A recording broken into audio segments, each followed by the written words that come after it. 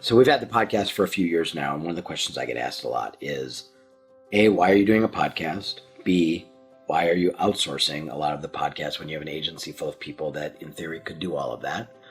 And 3, what's the ROI of doing a podcast? So honestly, I decided to start the podcast as a little bit of an experiment that I knew I needed to create more content and more meaningful content. And I hold these events all over the country where I bring in speakers and they talk to a room of 25 agency owners. And I was like, how can I scale that? And then all of a sudden it was like, well, I can have them as guests on my podcast. So now I can share their smarts with the entire world of agency owners and leaders.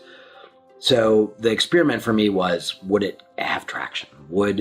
I knew my guests would be awesome, but we're agency owners and we're agency leaders. I know how busy they all are. Would they listen to podcasts? Well, turns out that they do, and it did get traction right away. And so the experiment very quickly became I'm never not doing this.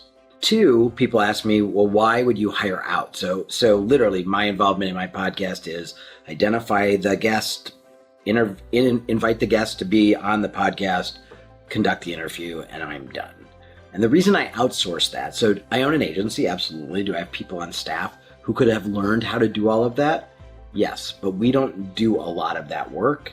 And so at best, we're going to be pretty good at it. And I'm taking them away from billable work to do that. So I chose to partner with Predictive ROI because amongst the many things they do for clients, they do a lot of podcast production. I picked them for a couple reasons. 1, I knew and liked and trusted them. 2, they do more than podcasts. So I also wanted help with email and webinars and other things. And I wanted that team to be intact. And they offered me all of that. So all of the lead gen stuff we do through Predictive because that's the team that does that for me. But they have excellence in terms of the way they do podcasting. They were a great coach when I was starting out. And now I can't imagine not doing it with them. I can't imagine not having them on my team. And the third question I get asked is, okay, now you've got hard dollars going out every month to pay these people to produce your podcast. I absolutely do. But when I look at the results of the podcast and when I take the dollars that I'm putting out and I multiply those dollars by 5 or 6 or 7, that's what's coming back because of the podcast.